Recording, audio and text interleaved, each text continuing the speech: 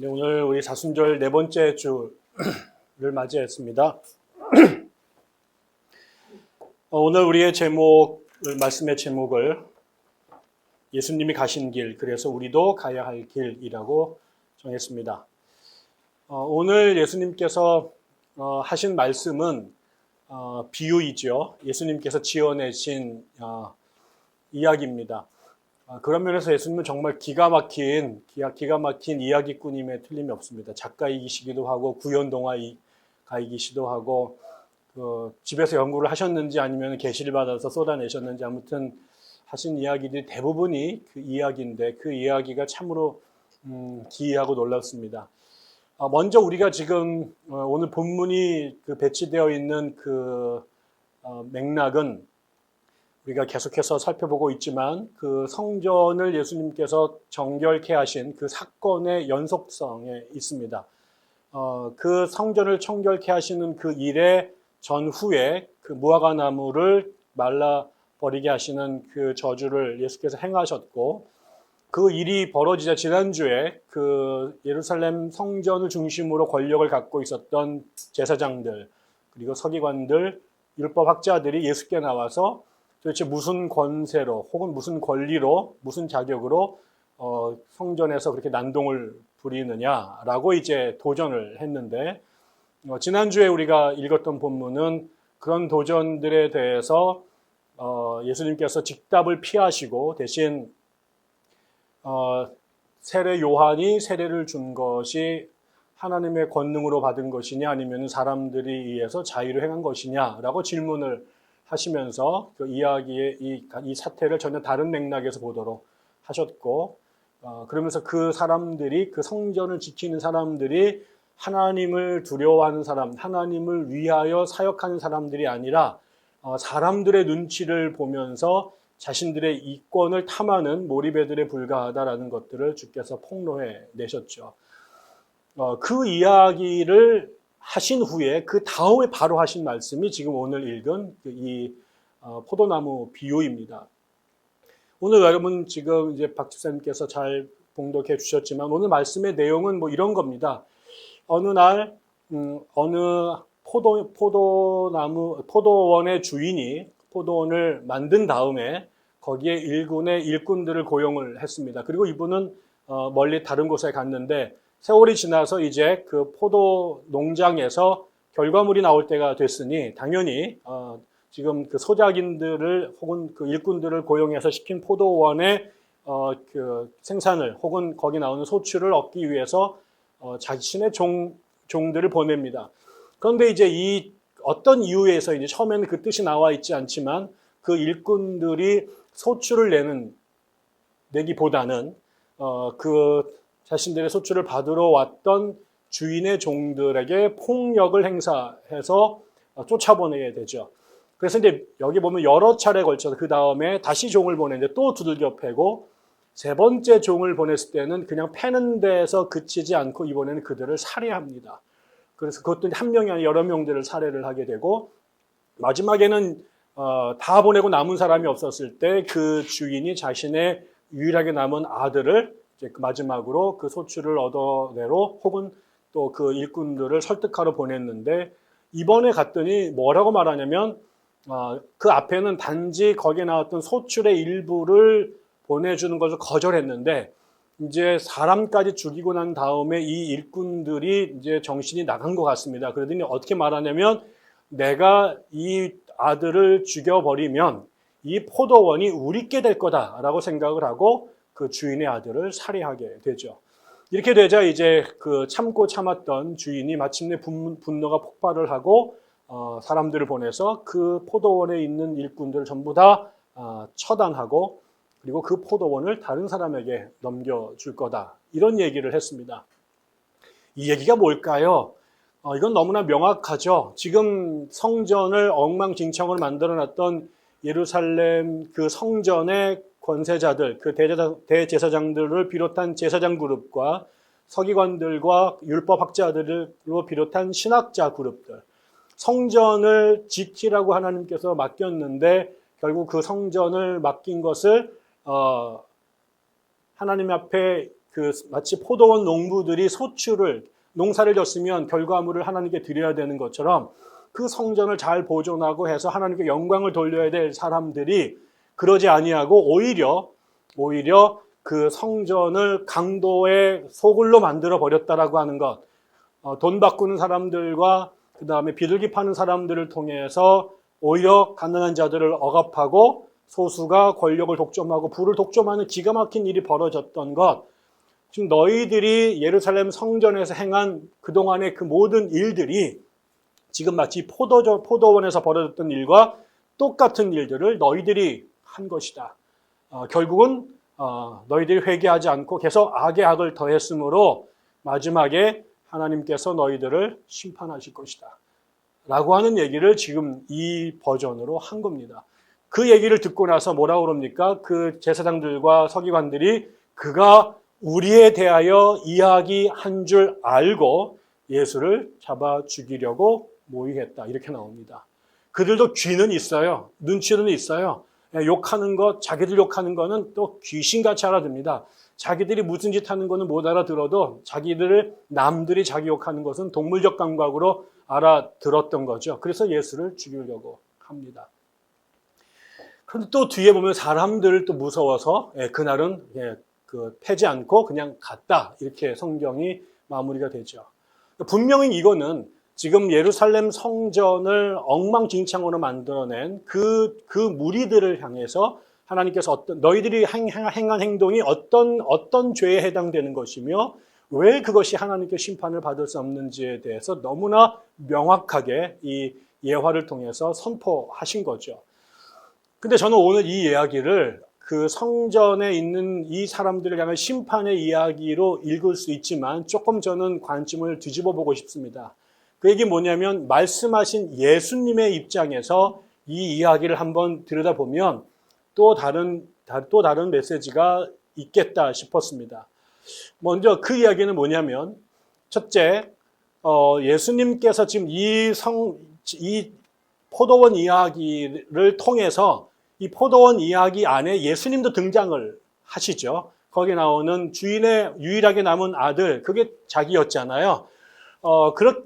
그래서 이게 이야기가 사실은 심판의 메시지도 있긴 하지만 동시에 예수님께서 제자들에게 앞으로 나에게 어떤 일이 벌어질 것인가를 또 동시에 말씀하신 이야기이기도 합니다. 이중 구조가 되는 거죠. 하나는 이 성전에게 임할, 예루살렘에게 임할 하나님의 심판에 대한 예언이기도 하고 동시에는 그 사건 속에서 예수가 어떻게 되실 것인가, 예수님이 어떤 기능을 하시고 그의 운명이 어떻게 될 것인가에 대해서도 미리 그 시나리오를 드러내 보이신 겁니다. 첫 번째 우리가 주목해야 될 것은 이 이야기 속에서 예수는 무슨 말씀을 하시냐면 여기에 당신이 지금 이 땅에 오셔서 이 성전으로 중심이 된 성전을 중심으로 혹은 성전이 상징하는 이스라엘의 타락, 하나님께서 끊임없이 말씀하시고 힘들어했지만 여전히 반복되고 있는 이 일에 그 성전을 정결케 하고 개혁하는 일에 당신이 지금 관여가 됐는데 첫 번째는 이 일이 예수께서 계획하시고 기획하신 일이 아니라 내 세상을 만들어 보겠어, 이번에야말로 내 시대가 올 거야 라고 기획한 게 아니라 하나님께서 보내신 일이다. 이 일을 디자인하신 분이, 이 일을 끌고 나가시는 디렉터가 자기가 아니라 하나님이시다라고 하는 것을 예수님은 알고 계셨습니다. 여기에 보면 분명히 그 사건이 벌어지고 있는 현장에 예수님께서 가셨을 때에 자기가 가겠다고 한 게 아니라 이미 여러 명의 제자들을 주인이 보냈는데 그 모든 미션이 실패하게 되자 하나님께 아버지께서 아들을 보냈다라고 나옵니다. 그리고 거기에서 일체 갈등이 있었는지 뭐가 두려움이 있었는지 알지 못하지만 마지막 남은 카드가 아들이었을 때 아들을 보냈다. 그리고 아들이 갔다. 이렇게 나옵니다. 결국은 예수님께서 이 땅에 오셔서 지금 무너진 성전을 심판하시고 다시 성전을 세우시고 망가진 하나님의 나라를 내버려 두지 않고 다시 이 나라를 회복하는 일에 당신이 뛰어든 것은 예수께서 내가 하겠어요 라고 온 게 아니라 보내심을 받은 사람들. 재밌어요, 여러분. 우리가 예수님을 따르는 사람들을 뭐라고 말합니까? 사도라고 말했죠. 초창기 예수의 제자들을 어파슬, 사도라고 말합니다. 사도의 뜻이 뭔지 압니까? 아까 주일학교 어떤 아이는 질문만 하면 다 대답을 하던데, 걸어다니는 백과사전이 있었는데, 여러분, 사도의 뜻은 보내심을 받은 자들입니다. 내가 간 게 아니라 내가 파송된 사람들이죠.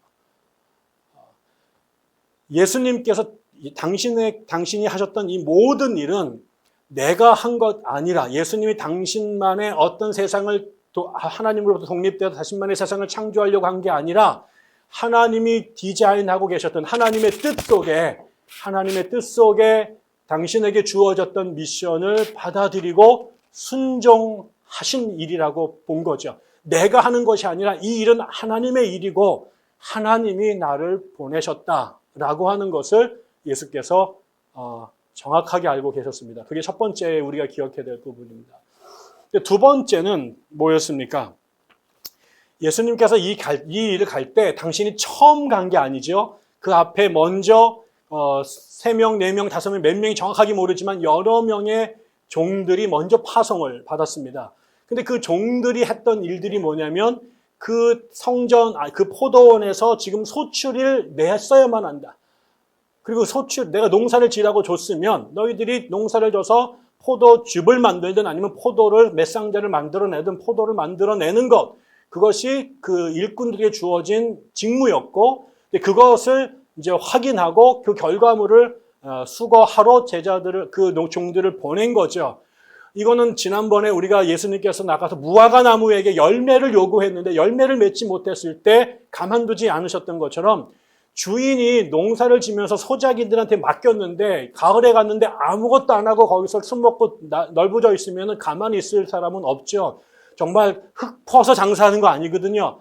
당신이 땅을 갖고 있고 너는 노동력을 갖고 있으니까 같이 결합해서 생산물을 내서 너도 먹고 나도 먹자라는 게 농사의 원칙이니, 근데 그 일을 확인하러 갔는데 그 무화과 나무에 아무런 열매가 없었을 때 그 예수님께서 가만히 계시지 않았던 것처럼 아무튼 이 일을 하기 위해서 그 종들을 보냅니다. 그런데 그 종들이 다 가혹하게 고통을 당하죠. 이 종들의 일은 뭐였냐면 당신이 가고 싶은 게 아니라 하나님이 보내신 거예요. 하나님이 보내셨는데 왜 갔냐면 자기 때문에 간 게 아니라 그 주인이 하라고 하는 일을 대신해서 간 거예요. 근데 이 농사꾼들의 입장에서는 이 보냄을 받은 이 종들이 반가운 사람들이 아니에요. 적어도 이 타락한 사람들이 정당하게 배분하면 좋은데 악해서 자신들이 번 거를 돌려주고 싶지 않았고 나중에는 자기 것도 아닌데 갈취해서 자기 거로 만들고 싶었어요. 악한 사람들이었어요. 근데 그 악한 사람들에게 계속해서 주인의 메시지를 전하도록 보냄받은 사람들이 종이었어요. 그리고 그들은 결과적으로 끊임없이 고통당하고 심지어는 목숨까지 잃어버린 일들을 했어요. 이 비유에 나오는 이스라엘의 사람들이 선지자, 예언자들이에요.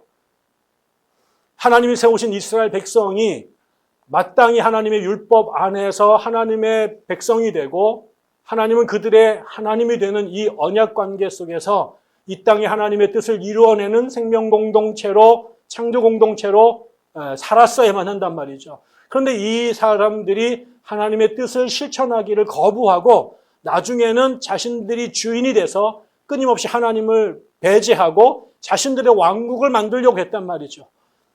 그거에 대해서 그러면 안 된다. 너희들이 하나님의 언약을 깨닫고 돌아와야 된다. 너희들이 제사해야 될 사람들은 바로나 아세라가 아니라 너희들이 여호와께 돌아와야 된다. 여호와께 제사해야 된다. 그리고 그분의 뜻을 실천해야 된다. 공의와 정의를 실천해야 된다. 이 얘기를 계속해서 당신의 예언자들을 선발해서 보냅니다. 듣기 싫죠. 내가 지금 살고 있는데 내 마음대로 사는 세상을 자꾸 방해하고 뭐라고 그러고 비판하고 그다음에 책망하고 심판을 선포하니 듣기 싫은 거죠. 그래서 예언자들이 제대로 천수를 누린 사람들이 거의 없습니다. 여러분이 아시겠지만 이스라엘은 두 종류의 중요한 직분인 하나는 제사장이고 하나는 예언자들입니다. 제사장들은 성전을 중심으로 성전에서 일하는 사람들이죠. 성전은 어디 있습니까? 예루살렘 한복판에 있습니다.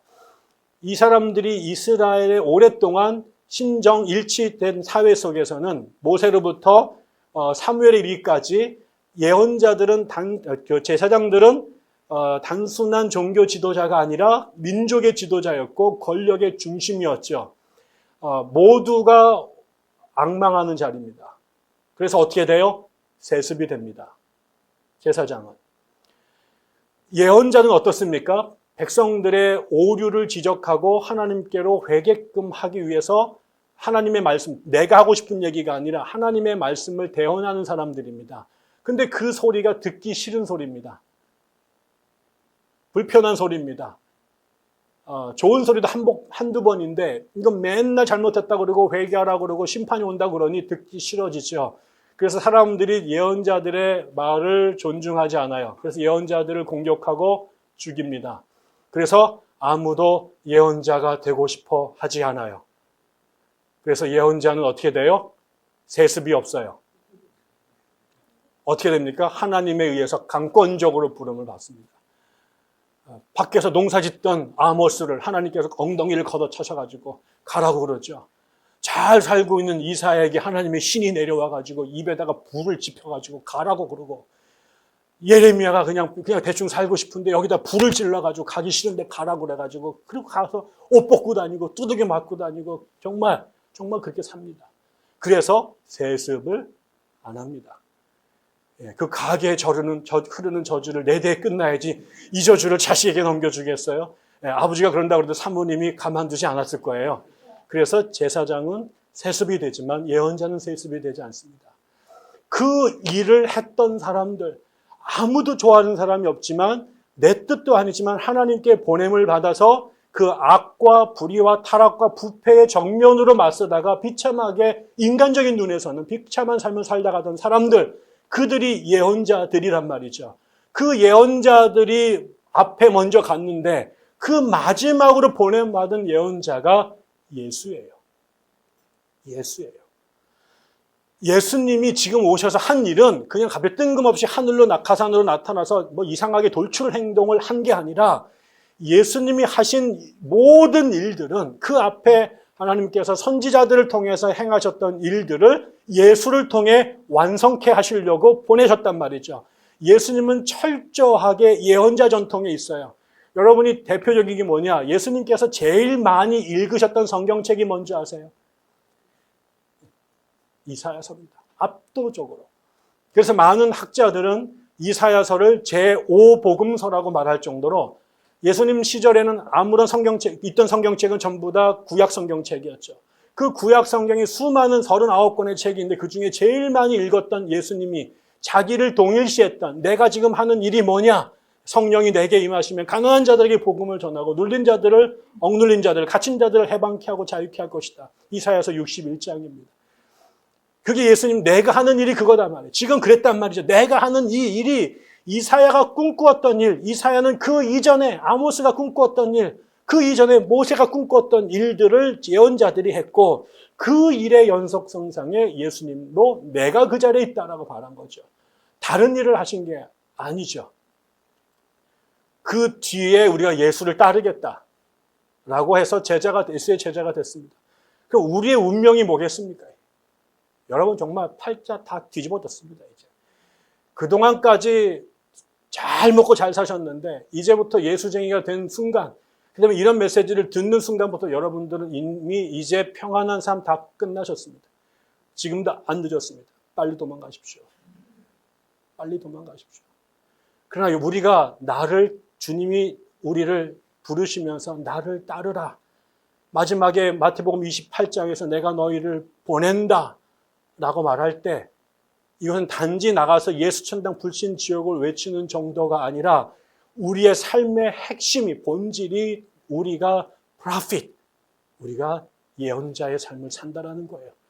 이거는 내가 하고 싶은 얘기가 아니라, 사람들이 듣고 싶은 얘기를 하는 게 아니라, 이거는 하나님이 하시는 이야기, 사람들이 듣고 싶지 않지만 들어야만 살 수 있는 그 말씀을 선포하도록 보낸 자리. 그래서 너무나 위태롭고 너무나 불편하고 적어도 인간적인 삶에서 미래가 보장되지 않는, 사람들이 꿈꾸었던 그 세상과는 정반대로 갈 수밖에 없는 그 자리, 그래서 내 스스로 갈 수 없는 자리, 하나님이 성령을 주어셔서 그분이 우리를 완전히 포제션 하셔서 그래서 보내셔야만 갈 수 있는 그 자리, 세습될 수 없는 그 자리, 내가 그렇게 믿었다고 내 자식도 당연히 그렇게 될 수 없는 그 자리, 매번 하나님의 영에 의해서 보냄받아야 될 그 자리, 그게 예언자의 자리였고요. 그게 예수께서 쓰셨던 자리입니다. 그거를 예수께서 하셨던 거죠.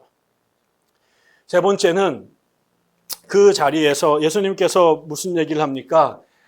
그분이 하셨던 거는 어떻게 돼요? 그 보냄을 받았던 아들의 운명이 그 앞에 보냈던 종들보다 훨씬 더 처참한 죽음을 당합니다. 그거를 예수가 아셨습니다. 내가 이 길을 가는 예언자의 자리에 먼저 보냄을 받았던 사람들의 바톤을 이어받아서 가는 그 자리가 꽃가마를 타고 금이 환영하는 자리가 아니라, 많은 사람들은 지금 예수님께서 예루살렘 성전에 들어오실 때 나귀를 타고 꽃가마를 타고 오시는 것처럼 나귀를 타고 호산나 다윗의 자손이여라고 불렀던 이 자리가 예수가 가야 될 길이라고 생각했을 거예요. 예수님의 제자들은. 야, 드디어 대박이다. 우리가 꿈꿨던 3년의 고생이 이렇게 보상해 주시는구나. 원수의 목전에서 상을 베푸신다라고 하더니 바로 이거구나 라고 사람들이 착각했을 거예요. 그런데 주님이 기대하셨던 자리는 이 사람들이 문 앞에서 꽃가마를 타고 꽃가루를 붙이는 요 예루살렘 정문에서가 당신의 자리가 아니라 그 성 안으로 들어가서 정성에 있는 갈보리 그 끝이 당신의 파이널 데스티네이션, 마지막 자리였다는 걸 알죠. 그분은 그곳을 향해 가신 거예요. 황금마차를 타고 빵빠레를 울려지는 그 자리가 당신에게 주어진 운명이 아니라 당신이 가야 될 자리는 갈보리 언도의 십자가 자리라는 것을 알았어요. 그럼에도 불구하고 가신 겁니다. 그거를 모두가 그 자리를 피하고 싶어 도망가는 그 자리로 하나님께서 나를 보내시고 있다는 것을 그분이 아셨어요. 이게 기가 막힌 일이에요. 모르고 하다가 뒤통수를 맞은 게 아니라 어쩌다 나는 아버지가 그렇게 보낸지 몰랐지. 수금에 오라고 그럴 때나 가가지고 뭔가 뒷돈 좀 챙겨가지고 막걸리 한 잔 마시고 갈까. 이렇게 가다가 어떻게 잘못 걸려가지고 깡패들한테 린치를 당하고 개죽음을 당한 게 아니라 그 길을 가면서 내가 저렇게 될 거라는 것을 예수가 너무나 명확하게 아셨어요. 그리고 걸어가신 길이에요. 우리가 이 이야기를 교회에서 해야 돼요. 예수 믿고 만사형통 대박, 이거로 구라를 쳐가지고 호객행위를 해서 사람들을 모아놓으면 안 돼요. 그 자리가 아니에요. 그렇게 물고 들어간, 그렇게 열고 들어간 그 자리가 그 다음에 뭐가 기다리고 있냐면 골고다가 있단 말이에요. 그 자리로 우리가 보냄받았다는 것을 알아야 돼요. 우리의 모든 신앙들이 왜 이 모양일까요? 한국의 교회가 왜 이렇게 됐을까요? 처음에 우리의 신앙의 선배들은 자기가 있어야 될 자리가 그 대문의 그 빵빠레 자리가 아니라 그 뒤에 갈보리가 우리의 자리라는 걸 알았어요. 그럼에도 불구하고 십자가를 지고 예수를 갔단 말이에요. 그러니 세상이 감당하지 못하는 거예요. 감당할 수가 없어요. 왜? 사람들이 전부 다 이 빵빠레로 사람들을 호객하고 홀릴 수 있는데 이게 안 먹히는 사람들이거든요. 저 죽음의 자리가 그게 내 자리라고 그 길을 올라가는 사람들, 그 자리가 그 길이 우리의 목적인 걸 알았던 사람들이 그 길을 갔는데 언제부터인가 아무도 그 산을 보여주지를 않아요. 거기에 커튼을 쳐서 장막을 막아놓고 그 밑에서 빵빠레 현장에서 우리끼리 축제를 벌이는 것으로 우리의 신앙생활을 설명해버리고 가둬드리는 거죠. 이거는 사기예요. 이건 사기예요. 그 뒤에가 있어요. 그 뒤를 가야 돼요. 그거를 보고 출발해야 돼요. 할 때마다 그게 아니라 말이야 이러면서 계속 밑장을 빼는 이야기를 하면 안 되고 처음부터 들어오기 전에 너 이 문 들어오면 너 못 나간다. 예루살렘 들어왔잖아. 너 그 다음에는 저기야. 이게 뒤에 이게 no turning back. 돌아설 수가 없어. 우리가 가는 건 그것이야. 그럼에도 불구하고 갈 거냐. 그럼에도 불구하고. 근데 마지막에 이렇게만 얘기하면 너무 무섭잖아요. 우리가 전부 다 윤봉길도 아니고 나석주도 아니고 전부 다 홈코브에 던지고 다 죽어갖고 자결해야 돼? 이건 아니잖아요. 근데 그 다음이 있어요. 그 다음이.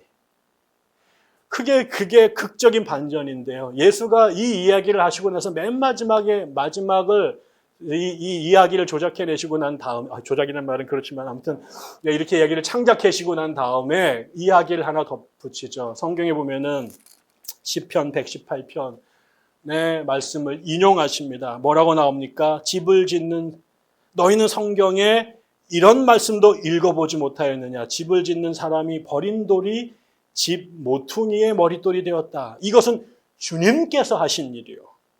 우리 눈에는 놀랍게 보일다. 이 얘기를 합니다.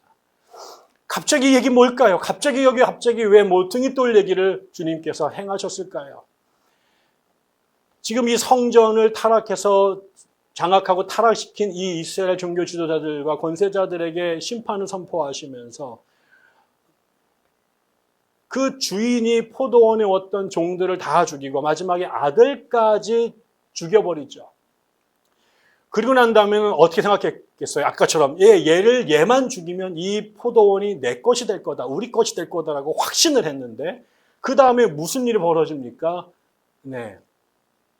안 올 줄 알았던 포도원 주인이 군대를 몰고 쳐들어옵니다. 그리고 나서 걔네들 전부들을 진멸해버리고 이 포도원 전체의 소유권을 다른 사람에게 넘겨버렸다는 거죠. 그러면서 이 얘기를 하는 거예요. 시편 118편 얘기를. 뭐겠어요? 내가 이 일을 우리 선지자들로부터 끊임없이 하나님께서 사람을 보냈는데 이스라엘의 권세자들이, 기득권 세력들이 그들을 끊임없이 쫓아내고 죽여내고 자신들만의 세상으로, 자신들만의 그 우주를 만들어 자기들이 지배자가 된 줄 알았단 말이죠. 하나님을 등지고 바벨탑을 쌓고 이 모든 것들이 하나님이 없는 세상, 우리가 주인된 세상을 다른 곳이 아니라 성전 안에서, 포도밭 안에서 만들고 싶었던 사람들. 근데 그 사람들에 의해서 끊임없이 하나님께서 보내셨던 선지자들은 너무나 힘없고 너무나 무기력하게 쫓겨나고 심지어는 그 하나님의 아들마저도 주먹 한번 휘둘러 보지 못하고 그냥 비참한 개죽음을 당해 버렸다라는 거죠. 세상의 사람들이 이거를 바라보면서 역시 하나님은 존재하지 않아. 그분은 무능력해. 하나님이 계신다면 어째 이런 일들이 벌어져? 왜 저놈들이 다 해먹는 거야? 이건 이 땅에 정의는 어디 있어? 라고 다 사람들이 그렇게 얘기를 하고 있을 때에 마지막 결론은 그것이 우리의 마지막 챕터가 아니다라는 거죠. 그 사람들에 의해서 죽임당했던, 너무나 힘없이 버림받았던 예언자들, 그리고 그거의 마지막 활용 점정으로 예수 그리스도, 이분이 시편의 비유에 의하면 건축자들이 집을 짓다가 건축자들에게 쓸모없다고 내팽개침을 받았던 돌멩이에 불과하다.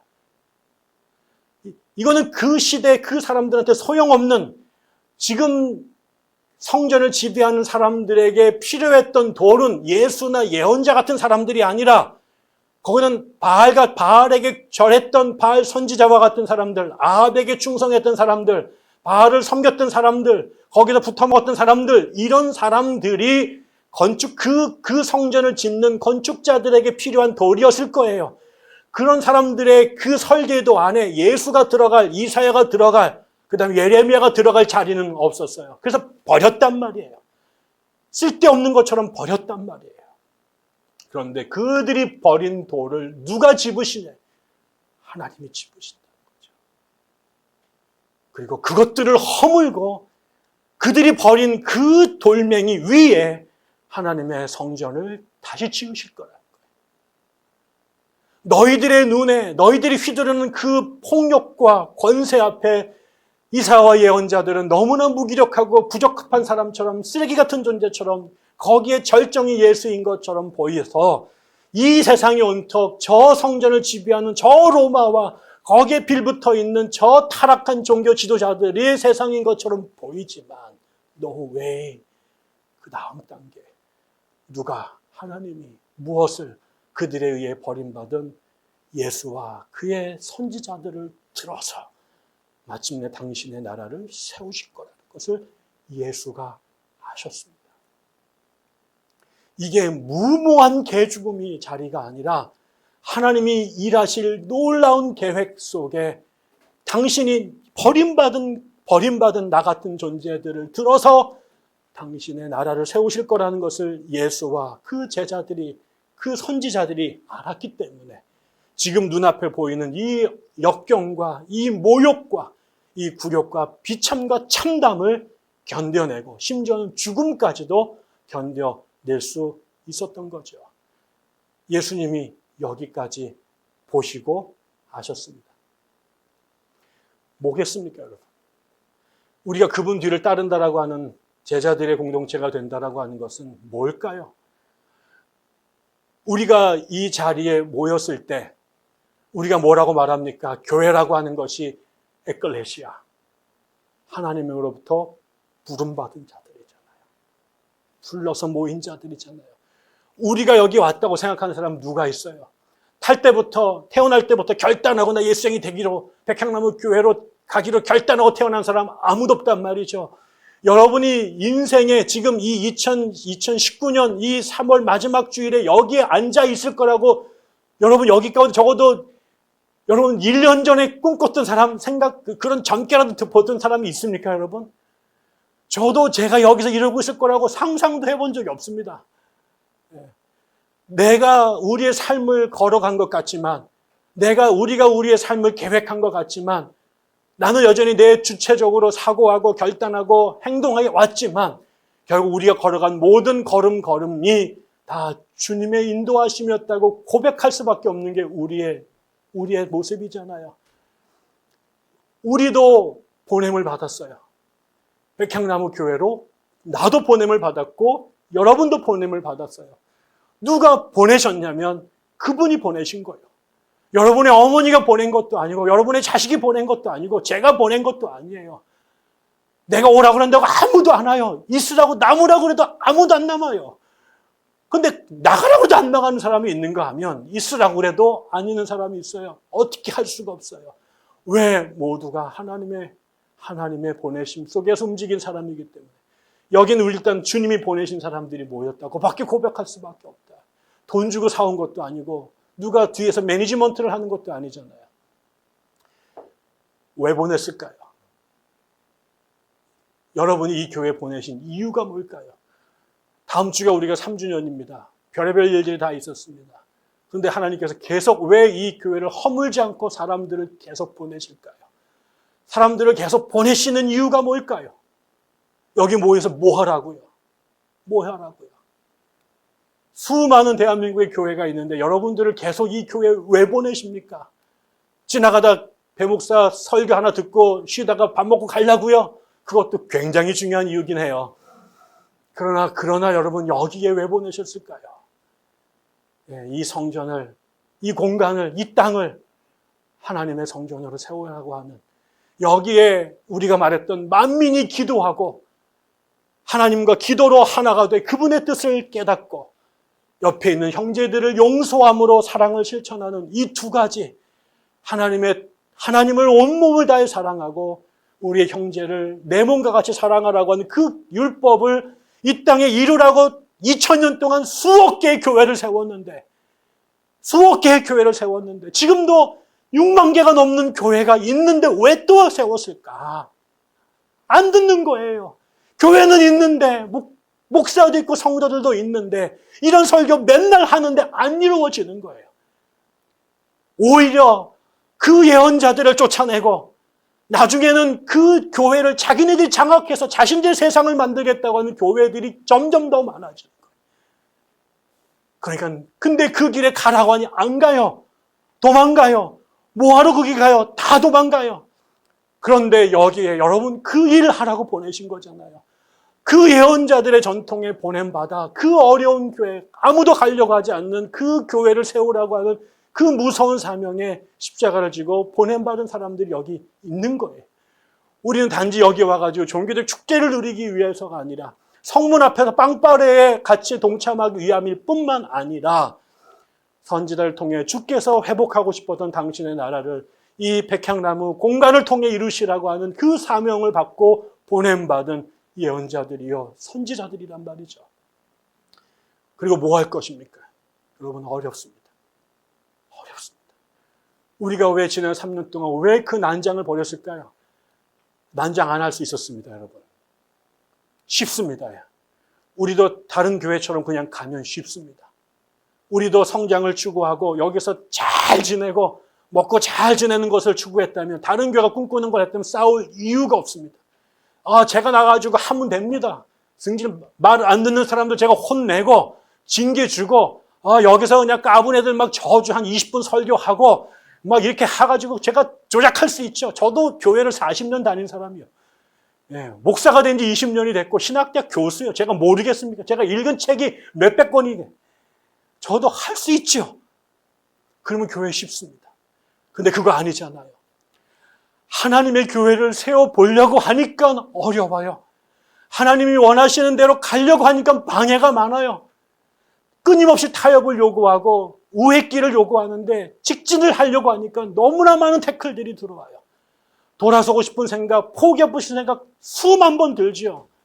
지금은 안 그럴까요, 여러분? 예. 제 머릿속에 하루도 카드가 막 수백만 장이 올라갔다 내려갔다 올라갔다 내려갔다.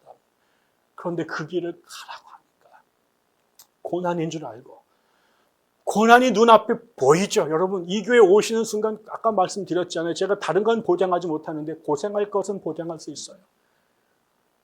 사사건건 걸리고 불편하고 낯설고 의심이 들고 이 교회가 제대로 갈까? 이게 제대로 가는 것일까? 맞는 걸까? 그 어려운 일을 해보려고 그러는 것입니다. 여러분들이 필요합니다. 그 어려운 길을 결단하고 가는 사람들이 모여서 그 갈등과 두들겨 맞고 심지어는 죽음의 피를 흘릴지도 모르고 그래서 끊임없이 십자가가 아니면 나를 죽이지 않으면 갈 수 없는 그 길을 가겠다고 모인 사람들인 것이고